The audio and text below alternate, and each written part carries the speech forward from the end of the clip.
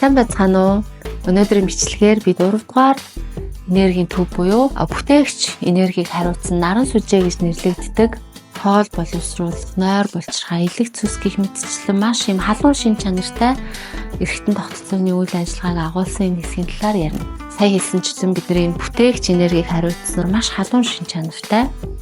За тэгээд ерөнхийдөө шар өнгөөр илэрхийлэгддэг. Тэгээ энэ нь өөрөө хүний хороод явах гэж амьдж байгаа. Голын хатгаас энэ нөлөөлөд идэг тэр зүйлийг түүнийг хийх хүчийг, урам зоригийг бидэнд илгэлдэг бүтээгч үйлдвэрлэлийн төв байх нь. Тэгэхээр энэ төв маань өөрөө юугаар болж гэмтдэг вэ гэхээр залхуурал, өөрийн хийж байгаа зүйлээ үнэлэхгүй байх, амьдралынхаа тэр голын хатгаас гэж нэрлэж байгаа амьдралынхаа зорилгыг олоогүй байх.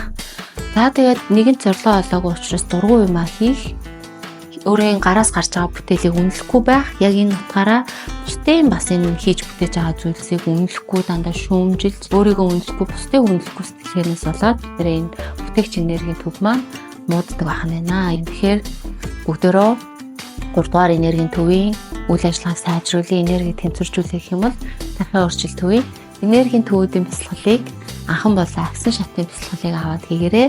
Ингээд өнөөдрийн бичлэг дууслаа. Баярлалаа.